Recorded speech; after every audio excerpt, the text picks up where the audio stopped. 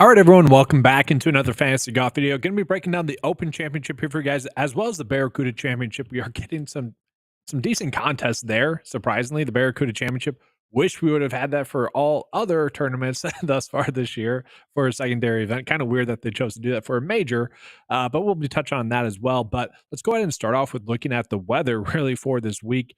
It's kind of the big detail that is going to make the biggest difference maker for really a lot of predictability that we have. And so looking at it, thankfully the weather hasn't changed too much. It actually, maybe a little bit more rain than it was calling for wind wise. Uh Concerning for sure, but nothing too crazy. Thursday's not looking terrible. Friday, a little rain. So at least for us, DFS wise, that's going to lead to some predictability. We don't have to worry about too much of an AM PM split in that regard. Now, Saturday and Sunday, can that weather definitely be the difference maker in terms of who wins and loses? For sure. But at least for Thursday and Friday, we don't have to worry about that too much. Now, that being said, when I was going through, this was a week in which I wanted to use the 9 to 5 custom model to make a lot of my lineup decisions. And so when I was going through kind of the lineup construction portion of kind of my week, I did do some more builds with that in mind. And so, just some slight things here where I was, putting an emphasis on the AM and PM splits just in case, you never know. It can get windy there. And so I did do that with some of the builds. I probably did 15% of my builds like this, where we're doing extreme emphasis on the AM. And then I also did the exact opposite of that, where I'm doing a PM AM split as well. Then the only really other thing I did was a little bit of links as well. So I did links as well as bad weather filter. I probably did about 10% of my builds like this, while including the 9 to 5 model ranking in there as well. And the reason I wanted to do this was if it is going to be windy, obviously on those link style courses, and be worse than it's projecting right now, bad weather wise, that is when we do see the weather start to make a big impact in terms of who's going to play well. And so I did want to have some exposure to that as well. And so that was kind of what I was looking at lineup process wise in regards to the weather. But again, thankfully, we don't have to worry about that too much, which is nice. And so we'll go ahead, and if you guys have any questions, get those in. Happy to answer those. It's I already put out a bunch of content already this week, as hopefully a lot of you guys know. Write up did 3 separate videos, one for pool picks, one for outright bets, and then one for DFS purposes, and really just the general video. So, yeah, if you guys have any questions, get those in because I did touch on a lot. But let's go ahead and jump into some round 1 bets that we can target for this week. Let me just get that loaded here as well.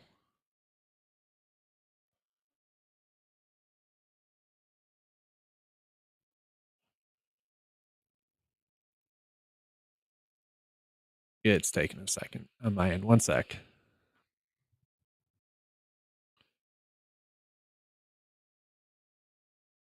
I will say it's definitely interesting that we haven't gotten that many changes in some of the PrizePicks and Underdog props that we have gotten in terms of like strokes, birdie or better. They haven't really changed their lines, which tells me that they are thinking that the weather's not going to be a big issue from what they were originally thinking, especially Underdog, who came out with their lines earlier on in the week. So I did find that a little bit fascinating.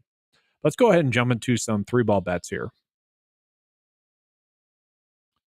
So 3-ball bets, as you guys know, is one of the bigger edges that we get each and every week. And looking at it right now, we got Aaron Rye to win his group. I mean, that shouldn't be a shock.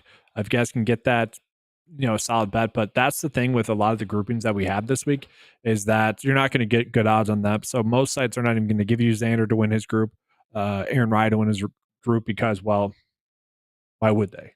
It's too much of an edge. So the ones we're probably focusing on, really, Corey Connors to win his group against Jorge Campillo, and then also Ryan Fox. That's a solid one that we are getting. Justin Rose, I don't mind that one. Alex Noren, a lot of people are on Tom McKinnon. Last week, I would say, yeah, Alex Noren is definitely the best golfer in that range, so I do like that.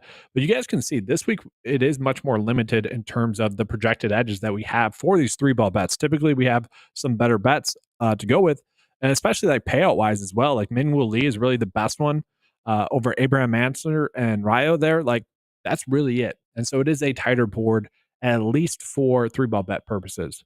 We'll go ahead and jump on into some head-to-head bets as well that we can find, or matchup bets, whatever you want to call it.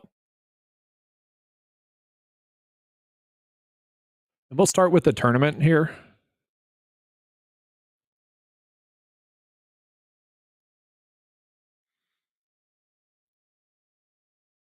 And so tournament-wise, let's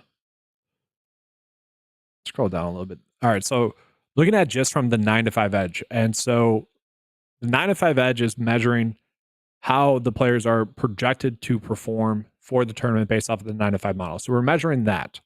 And so what we would use is the 9-to-5 bet edge. And so one that you could roll with is going to be, surprisingly, Scotty losing to Xander. Now, a lot of people are probably not going to like that. I understand that. You look at the odds, this is a decent chance to get a decent payout on this. Okay, so it's minus 160 for Scotty to win. And these two project extremely close together as a whole. So you look at Xander, he's been really good in the past Open Championships. If you look at the past 3, Xander has finished better than him in 2 of them. Now, yes, Xander, it's weird. Like Xander has done better than Scotty in the past couple of majors, and we can make excuses for why that happened for Scotty, but at the same time, that's just what's happened. And so I do think that Scotty having the time off that he's had as well could be a hindrance. Like he's traveling overseas. We have to worry about that factor with him. And so I do agree that this is a good bet. Like might as well roll with Xander, who made the trip over, finished top 15 last week, and that was after a terrible opening round. Xander did not have his A game. I think we can all say that. And Xander still managed to have a good week last week, finishing top 15. And he has finished better than Scotty in the past 2 majors as well. And so I do like the fact that this is calling out that bet. I think that's a strong bet that we are getting. That's going to be more of the same. So that's on Pinnacle, Bet Online. I wonder how many people have access to Pinnacle. I always kind of mention that. The tough part about giving content is there's so many different avenues to give it these days, which can be kind of a struggle. So let's go with more of the U.S. markets here and seeing what we're getting here. Patrick Cantlay losing to Cameron Smith. The question that we have there, all right, did Patrick Cantlay find his form recently with a 5th and 3rd place finish? He is also someone that has kind of struggled surprisingly in majors, although this has been kind of one of the better ones. A 33rd and 8th place finish at the Open Championship the past few times around.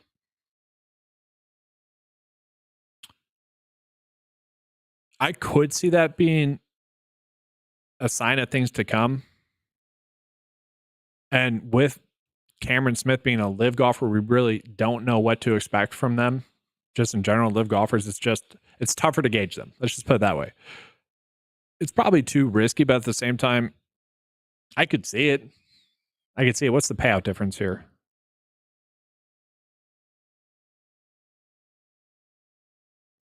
Cantlay is minus 120 to beat Cameron Smith. So you're getting plus money on Cameron Smith to win that. Yeah, I like that. I would agree with that 5% edge. I'm happy to roll with that. Then from there, yeah, Brooks Koepka, that'd be another way to double down. Brooks Koepka losing to Cameron Smith. I don't mind that idea. It's about an even split. That's about a 50-50 there. And so let's go ahead and take a peek at looking at the other way. Sorting it by where we are getting an edge on said prop bets. And we'll toss some Pinnacle in there as well, compared to the other books. And so the way we look at it, this is Sportsbook Edge bet. And so we got Terrell Hatton beating Victor Hovland. And so the reason why this is an edge is you look at player 1 odds, 53.49% chance to win, compared to the average odds, where the average odds are giving him about a 57% chance. So that's pulling in all the sportsbooks that we have here and then comparing against the Pinnacle line. Pinnacle typically is the sharpest book, though, so for what it's worth. But that is definitely interesting, right? It's very fascinating that is the edge that we are getting. So all the other sites would say that the odds should be better for Hatton. So we're getting a decent edge there. So he's already projected to win by Pinnacle, but the payout is going to be better on Pinnacle if you guys are someone that bets there. Now, if you guys are someone that isn't betting on Pinnacle, then we got BetMGM. Oh, that's a fun one. Jordan Spieth versus Justin Thomas. I probably don't want to bet on that. But again, same thing. The average sportsbook line has about a 53.6% chance for Jordan to beat JT, whereas BetMGM is only giving him a 51% chance. And I would probably more agree with 51% chance. They both have been kind of bad this year. And then the other one, let's go with this one. Aubert versus Xander. I wouldn't be doing this one, just as an FY. Again, Xander projects really well. And I'll get into a Aubert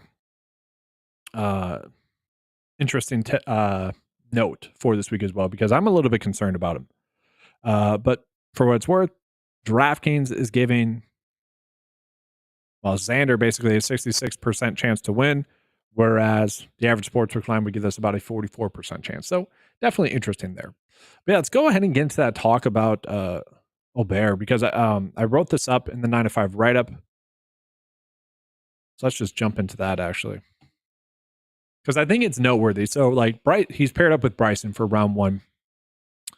And we saw earlier on this year when he was in first place at a major, that was not a good thing for Ludwig. And that is kind of who Bryson has kind of been known for, is a player that, for whatever reason, whether it's the crowd cheering him on or not cheering him on, doing the exact opposite. I still remember Harris English having a massive lead, seeming like he was going to win, and it really felt like the only reason he lost was because he was paired with Bryson in the final round. And that seems to have happened these majors as well. So at the U.S. Open, the most recent one, both Victor Hovland and Max Homa missed the cut.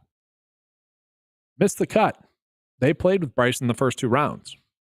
Pavon, in that same tournament, it was on Sunday, and he was paired with Bryson. You wouldn't really expect him to play well. Obviously, like Pavon, like that was a random good week for him. But that was his worst round of the week. Yes, Aubert ended up shooting 73-73 after obviously being in contention to win. Then you got Tommy Fleetwood, who is paired with Bryson at the PGA. Tommy Fleetwood shot his worst round of the week as well, being paired up with Bryson in round one. The only player that really played better than expected was Polzin. And that was in round one at the Masters, and then he shot a 79. Gary Woodland missed the cut. I think that is noteworthy. There's just something there, whether it's the amount of time Bryson takes, all the kind of little nuances to his process of golf, the fandom, who knows what it is, but I think there has been a big enough sample size to say it's not fun to have your golfer be paired up with Bryson. I kind of feel that way about Xander being paired up with Tiger. It's just like an extra added distraction, although that hasn't really been the case as much lately as maybe it used to be, maybe when he made his first comeback.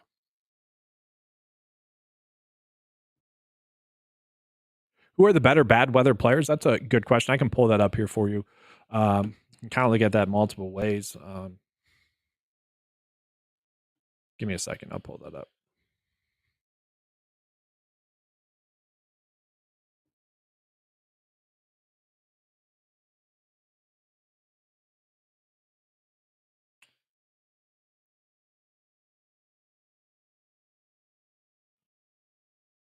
And I'll just read it off, I guess. So over their last 5 starts, if we're just looking at that, bad weather players, and bad weather is going to be 20 or 15 to 20 mile per hour winds. And so you could look at worse weather, which is going to be 20 plus as well into that factor, but it's going to be Scotty and Hatton are 1 and 2. Give me a second, it's still loading. There we go.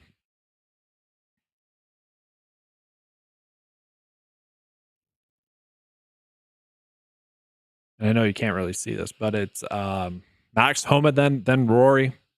There are some DP Tour players with small sample size that are being pulled in here. Tom Kim, Denny McCarthy has actually played well in bad weather. I wouldn't really trust that. Like, I kind of like looking at the past 20 starts mostly when I'm looking at this. But you got Neiman, you got Cantley, you got Jordan.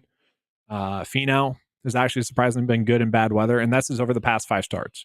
That is taking into account a little bit, probably too much of form. We haven't had too many bad weather events, though, this year, which I find interesting. Like, the weather has been pretty darn cooperative this year, and it hasn't been as big of a narrative this year, which is thankful. What do I think about Terrell Hatton? Terrell Hatton's a great play this week. Again, the biggest issue that we have with live golfers is we don't have a good indication of how they're playing. That's the only way I know how to put it. It's random. Their results have been random at these majors if you try to use the live results for predictable purposes. At the same time, Terrell Hatton has one of the longest active May cut streaks going on the PGA Tour, 18 straight. He has played well on live, and so we like that aspect there for Terrell Hatton. He is priced up a little bit to the point where we do have to think about him as a play. That's my one concern. Both him and Tony Finau are priced up a little bit too much. I was hoping we'd be able to get them at below $9K on DraftKings. For outright purposes, Hatton, I'm fine with. I think both him and Fleetwood, who I think are very similar plays, I think there is a chance for them to win. I think they kind of have to get lucky. I kind of brought up, and this might be my new kind of scale, like Robert McIntyre lucky, where you get a very lucky break that kind of tilts the scales your way. I do think Hatton and Fleetwood, for that matter, would probably have to get that, but Hatton ranks out extremely well. Again, 18 straight May cuts on the PGA Tour. He's going to rank out well in my model. My model always focuses on both safety and upside, but he has played decently well over his 3 starts on the PGA Tour as well. 26 at the U.S. Open. I'd be kind of fine with that DFS-wise. May cut at the PGA and then a top 10 at the Masters. And so, yeah, he's a phenomenal play. All right, bet I like him as well. For what's worth, while we're there, yeah, I think Tommy Fleet was just the exact same play, honestly. Safety-wise, he's ranking out extremely well, obviously, here, 4th. I mean, that's higher than I would have expected, but you see why he has played well in this event in the past. Do we really care about event history this week? Probably not, but I will say I could not find any good comp courses to use this week. Like, I think using any comp courses, it would have been more of a hindrance than something that's predictable. So I do care about looking at event history. Like, I do think that this is a kind of unique event, especially with a lot of the Euros. But it doesn't matter. But it's nice to see that he has played well. He is a decent stat fit as a whole. Total driving, good drive percentage, which is what you need. You need to play good smart golf. That's really why I'm looking at the event history. But yes, to sum it up, those 2 players I do like. And I know you asked about Hatton, but I just think they're so similar, especially they're likely to make the cut. They should both just be safe plays as well. And I do think there is upside in safety this week, given the course. Because it's not a long course. You need to be a smart hitter on this course. Let's go ahead and jump into some more of my outright bets as well. We'll jump back into the 9 to 5 right up here. So hopefully, as you guys know, been a pretty successful outright season, but I would say really the last 2 months is where it's taken off.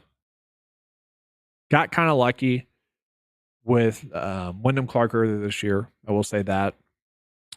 Last week was nice. Last week was a nice hit with Harry Hall. This is such a weird week. Like, I feel like this week is much more open. Like, I can narrow this down to 30 players that can win and feel pretty comfortable about that. If we look at what the data is telling us who has a chance to win, Scotty, Rory, and here, we'll pull this up a little bit bigger for you. So this is kind of what we can use for predictable winners. This is based off of the past few years' seasons. Who are the statistical winners based off of the last few years' seasons? And so obviously Sky is going to pop up. Roy's popping up. Xander's popping up. That's not shocking. You got Morikawa popping up in there. What was a little bit shocking, you got Hideki popping up in there. So he meets the threshold for statistical winners. And then Shane Lowry. I thought Shane Lowry was a little bit surprising. I am not on those last two, and I'm not on Scotty. I am worried about just really the numbers that we're getting on him in general, like DFS wise, a little bit too high priced. Betting wise, just not good of odds. I do think it's much more closer this week between him, Rory, Xander, and we can toss in Colin Morikawa into this week. That's part of what I put on the 9-5 write-up this week. It's like, this really does feel like not a big three like it's been between Scotty, Rory, and Xander, where it's felt like one of those three had the best chances to win. I think we can also toss in Colin Morikawa into that mix just with how well he's been playing. And so outright-wise, I am rolling with Rory, Xander, Colin Morikawa, and Tony Finau. And a lot of people probably hate the fact that I'm betting on Finau, Fleetwood, Hatton. They can't win, right? That's the narrative. A lot of people were saying that about Xander as well at the PGA Championship. Heck, a lot of people probably said that about Harry Hall last week. That's just golf. You keep putting yourself into good spots. If you keep playing well, you're eventually going to win. We see that every single month, right? Someone that does that. But Corey Connors is the interesting one, 70-1 as well. It's weird. Like, this is a week where I do think there is a little bit of luck with like some like Connors winning, but like Brian Harman winning, a little bit of a shock, right? Last year, I think Corey Connors is basically the exact same play as Harman would have been. And this is kind of my fun bet, if you will, where I do think there's value in Corey Connors this week. Take that off. Because Corey Connors has been playing extremely well. You could argue you could go with Aaron Rai as well, but Corey Connors has just had this sustained success this whole year. Made the cut in his past 26 starts. Love that there from him. Has played all right at the Open Championships in the past. Now, I have this marked as fair weather. If it gets worse than that, where it is those sustained winds of 15 to 20 mile per hour winds or more than that, then we could be in trouble. The reason why I do that, just as an FYI, guys, with the weather, is because it is so hard to measure gusts with data point wise, just as an FYI. Like, people are going to say, well, it has gusts up to 25 mile per hour or 30 mile per hour gusts. You can't really measure that data wise. Like, it has to be sustained winds. What were the average winds for that day? And what was like the majority win for that day? It's very hard, right? It's weather. It's very hard. It changes throughout the day. It's super hard to measure. I want to make that very clear. Weather is very difficult. So when you see like other people posting about that, really just take it with a grain of salt as well. Even like my data as well. It's like, take it with a grain of salt. I'm going with the average weather. And that's why you might see me pull up what the PGA Tour is listing. I like to stick with the same consistent site that's giving me that. So at least the day is going to be consistent with that. I think that makes sense. But again, going with fair weather because that's what we are seeing for the weather forecast as a whole this week. But if it does get over that, where it's 15 mile per hour sustained winds, we could be in trouble. But top 10 in the field there. So we like that. Link style scoring, top 10 in the field there over his past 5 starts. So really good stuff there from him. We can see the form's been fantastic from him. Just solid across the board for Corey Connors. So he could kind of fall into a wind, I think is the best way to describe it.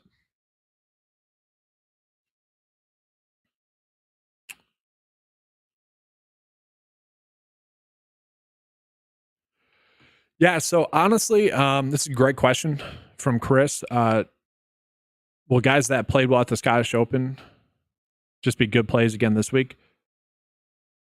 I like defaulting to that. Like, if someone has played in the Scottish Open and proved they played well last week, especially the American guys, I do like defaulting to them. So that is probably why I'm preferring Rory and Xander over Scotty, other than price, just because we have seen it from them.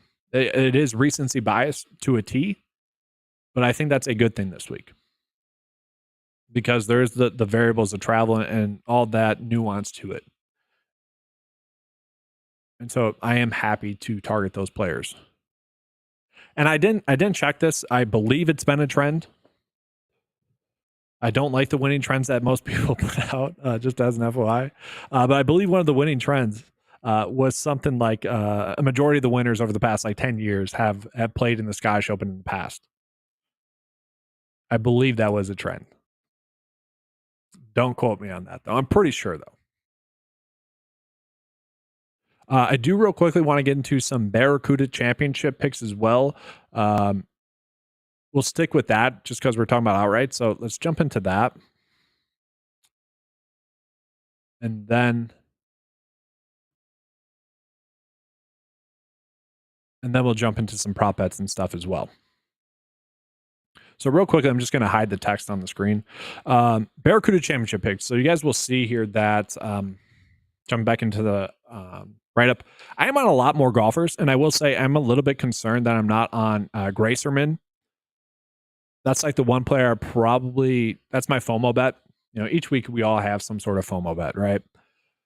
That's my one FOMO bet this week, is not being on Gracerman. But looking at Patrick Rogers, he's going to be the number one ranked play in the 9-to-5 model this week. And the difference between this week and last week is that number one ranked play in the 9-to-5 model is at 28-1 rather than 66-1. So not as good of value, but still pretty strong value. He has played this tournament in the past. I think that's where he's getting his biggest boost. Pretty decent stat fit, especially relative to the field. Top 20 there. Has been playing well. Let's just double check. Has he won on the PGA Tour this year? I don't think so. I think it's been a while. But Taylor Pendrith is someone I'll mention in a second. He has one. That's who I was thinking of just then in terms of winning.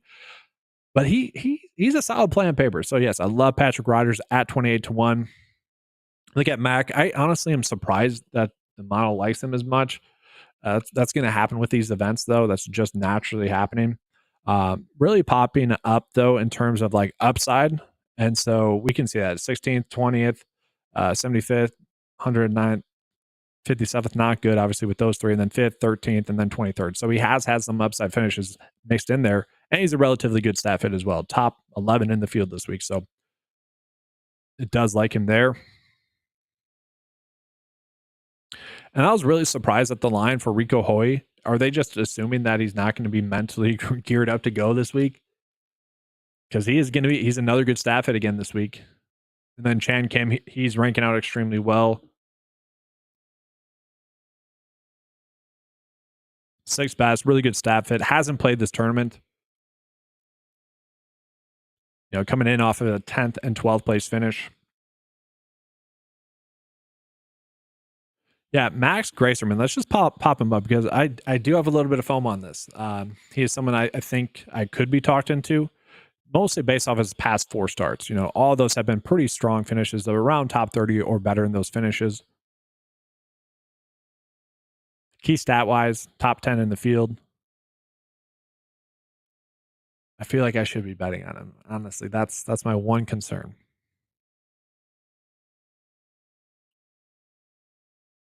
Now let's continue on here. Yeah, so Troy Merritt is actually really popping up. I'm a little bit surprised by that, honestly, as well. But again, it's due to the fact that he does have event history here. You go back to his 2nd place finish. Obviously, he has played well at this tournament in the past. He has shown some upside finishes this season as well. Wouldn't be surprising. I do expect to see more random results this week for this tournament. And then Taylor Pendrith, he's already won 25-1, just like those the lines that we're getting there. Again, pretty solid lines. I would say this week we're not getting nearly as good a value. Like we're not going to have 3 players in a playoff this week, guys. That's just not going to happen. Hopefully there's no playoff and we hit the winner. I want to tamper expectations for the secondary event because it does seem harder to predict this week, just as an FYI. That kind of concludes the outright portion of this. Again, if you guys have questions, get those in. We're going to jump. Well, let's see here. You're 5 minutes away from the course, from the tournament this week. Please tell me the weather. Keep us updated on the weather. Honestly, that'd be good for showdown purposes, betting purposes. That'd be great. That's awesome. Are you going to it? That'd be pretty fun. But let's jump into some of the props that we're getting. So we're going to look at this on PrizePicks here. This is strange. It really does like, oh, the Barracuda Championship. That makes so much more sense, right? That was stupid. Yeah, Barracuda Championship. That makes so much more sense.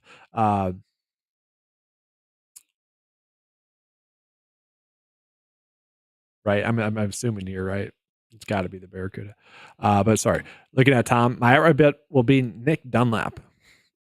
I really can't hate on any bet. He was someone I was thinking about playing in DFS a little bit.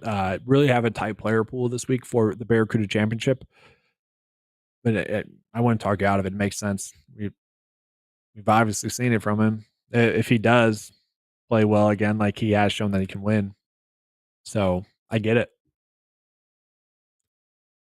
It was kind of like Neil Shipley. It wouldn't be surprising to see him kind of have a breakthrough week as well. But looking at the props that we're getting here, guys, really shocked that the data like Zach Johnson here, and this is definitely a strange prop betting round one. Let's put it that way, because of the weather, because of the course. I would imagine they will not make it play as difficult as possible. Well, maybe not. It's an interesting thought. Like, are they going to make it play more difficult in round one and round two because that's going to be the easiest conditions, and then Saturday and Sunday they're going to set it up to play easy because the weather is naturally going to make it play difficult. That's the tough part. But I do think that this course is going to play relatively easy in terms of what we would typically expect from the Open Championship. And so for this week, just as an FYI, because we do not have the course data that we would like, what I did for the average birdies or better and the average bogeys was just took what PrizePicks Underdog and Pick 6 were giving us for those lines and putting it into an average. Just as an FYI there. But Zach Johnson over 2.5 birdies. If the course plays easy, that's not hard to imagine. Do I think it has that high of a likelihood to hit? Probably not. But at the same time, I don't mind it. I don't mind the idea of birdie or better matchup here. Victor Hovland over birdie or better against Terrell Hatton. It's fine. Like, these are all decent bets. I wouldn't say we need to go crazy with them, though. The only thing that's terrible about PrizePicks and Underdog is that we have to stack. And when we do stack, they reduce our payouts a lot. Because typically the edges, when I say we have to stack, is we're typically getting a big edge on a singular prop. And so in round one, it looks like birdie or better. We look at where we're getting prop line differences. We are getting some prop line differences, guys, in the strokes. Adam Scott, Robert McIntyre. I'm not touching Robert McIntyre. I actually think the over on Underdog is probably a good bet for Robert McIntyre. Just he was kind of vocal about saying that he was going to be out partying and drinking, probably going to be hungover coming into his practice rounds. So I don't mind the overstrokes there for Robert McIntyre on Underdog. I think that's a better route to go. But again, I'm just surprised at how close the lines are that we are getting. Yeah,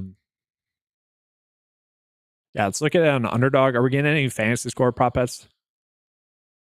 No, not really. Again, it's going to be more the birdie or better. Sam Burns, this is interesting. Sam Burns has been playing bad, relatively speaking, to kind of what we'd expect from him, to someone that made the Ryder Cup.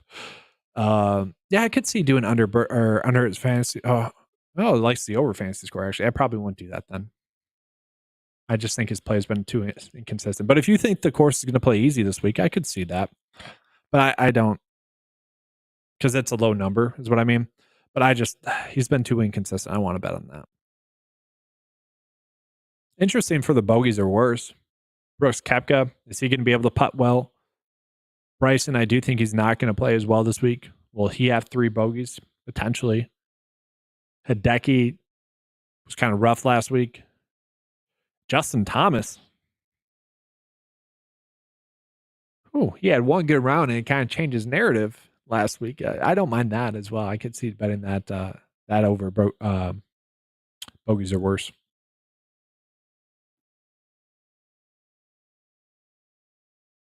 It's a good question. So I kind of base this off of all the cheat sheet basically, but let's touch on this question. It's a great question. So, and I would assume a lot of people do this the same way. But my approach when using the optimizer, obviously with the optimizer, you really want to use it to build really more than 10 builds pretty much.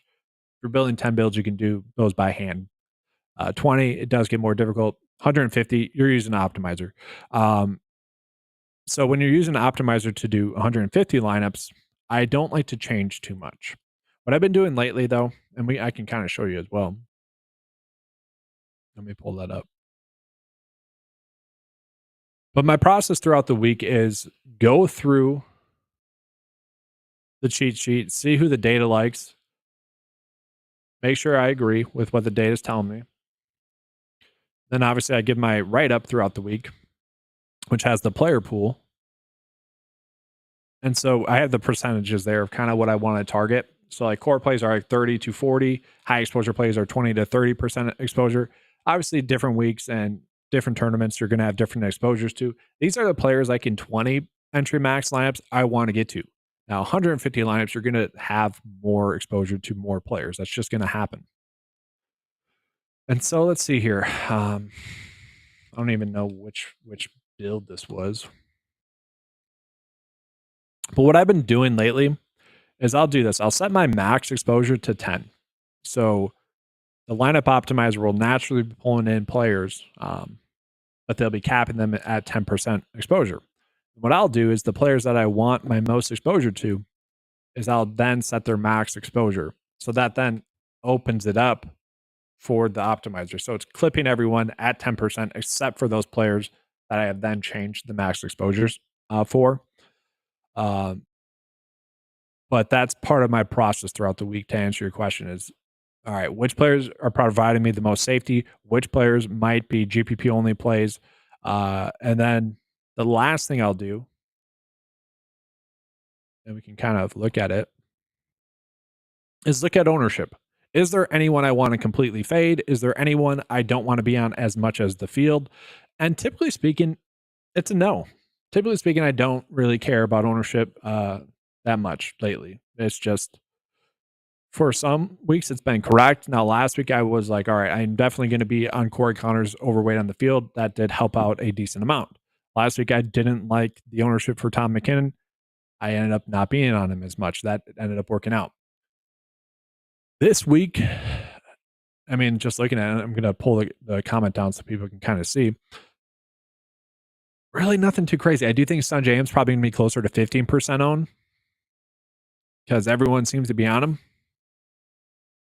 He's so hit or miss, though. Like, he shouldn't be a cash play. I'm super interested to see his ownership in cash because Adam Scott's probably a safer play on paper.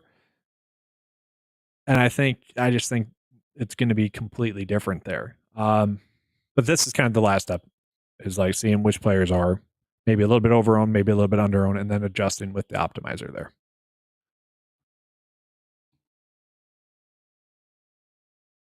Yeah, McIntyre T20. I am not touching McIntyre. I kind of wish he would have lost last week because he would have been an insanely good play this week. And now he's too concerning to me this week, especially like you look at his pricing. Betting wise, I don't mind it. If you're betting on him, obviously don't mind it. Let's actually see what his top 20 odds are for you. Oh, I'm still on the Barracuda. But like pricing wise, 7.7, he would have been looking like a great play. Like if he had just finished top 5, if he didn't get that free drop, like he'd be geared up, ready to go this week. Top 20 odds, about 2 to 1. Not terrible, but I'm just worried about him mentally. Like he did seem like a guy that, even though it is a major, that seemed like his major. You know, like I don't think he's going to be as mentally tuned in this week. And again, why him when you can go Harmon, Cameron Young, probably a little bit risky, Aaron Ryan, Corey Connors. Just got here, any weather advantage? So no, with the caveat that it can change. I mean, this has already changed several times during the live stream, this weather report. But Friday and Saturday is obviously Thursday and Friday is obviously what we're looking at the most for the weather. That doesn't seem to be an issue. Specifically Thursday as well. Like that doesn't seem to be an issue. We look at kind of what it's looking at right now, 5-mile-per-hour winds or so. It's only supposed to get up to 6 or so for the first 2 days. 10 on Friday. That's not a concern. In terms of like betting and DFS, it's really not going to change anything. Now, I said on the top of the video that I was doing about, I forget now, like 20 or like 30 lineups where I am favoring AM tee times and then 30 lineups where I'm favoring PM tee times just in case. But on paper, we're not seeing a big AM PM advantage. For Showdown, I always tend to try to target more AM, and I still think that should be the route to go with this week. But I wouldn't blame you if you didn't do that. And let's just kind of talk about that a little bit as well. Let's jump into some Showdown.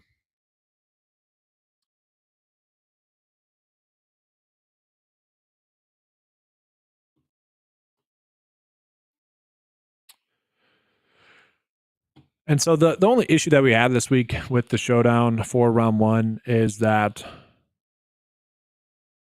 we don't have the live round one rankings and a lot of the Euros, their round one rankings as much as I would like in terms of like projection wise.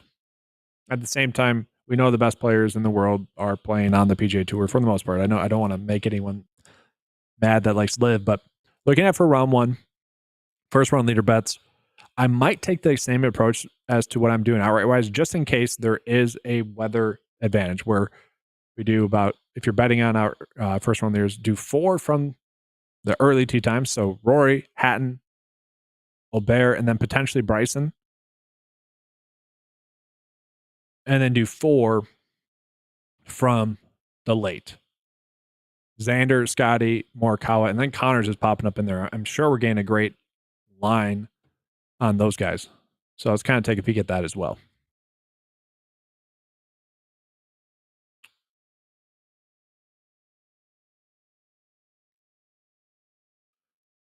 So we'll just kind of repeat that process. Sort about this. Here we go.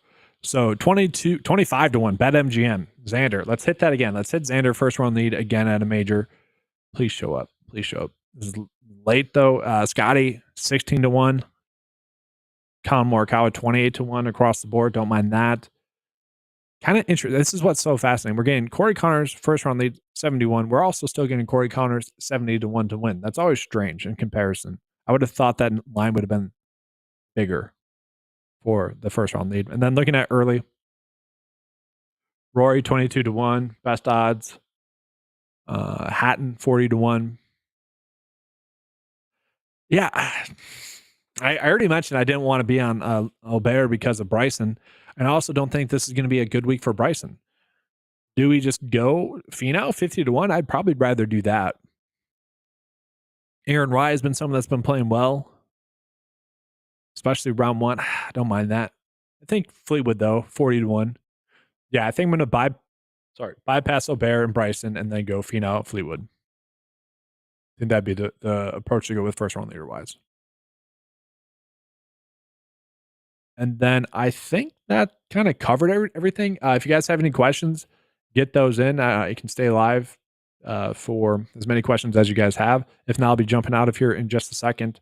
Let me just kind of make sure I touched on everything I wanted to touch on as well. Oh, I didn't see any big advantages like pick six wise. If anyone plays on pick six, I know there's so many different avenues. Surprisingly, they very much limited the board for the tournament, and for round one, there's not big prop line differences for round one, which I did feel was a little bit annoying. But yeah, I think we're good to go. So I appreciate everyone being here, guys. It was a fun video. Going to be a fun open championship. I will be trying to do a live stream tomorrow as well for round 2 showdown and just round 2 bets in general. you guys are watching this video after the live stream and that sounds like a good idea, just let me know in the comment section below. I do appreciate that. If you guys are watching on YouTube, give a thumbs up. That helps out a lot. If you guys are watching on Twitter, X, I think it's still the heart, just like the video as well. So that helps out a lot. We got someone saying Morikawa winner. It does feel like Morikawa is winning it this week. That's just my, if I had him for one and done, he would be my pick. I already used him. My one and done pick, I'm deciding. I think I'm going with Hatton, but I'm deciding between Rahm or Hatton. I already used Bryson. I don't know if I like that. I already used Cam Smith. Already used Brooks. So I'm between those two. But yeah, I wish I could use Morikawa because that would be my one and done pick. All right. Thanks everyone for being here. Good luck this week. And as always, let's keep cashing. Talk to me into Brooks. No, don't play Brooks.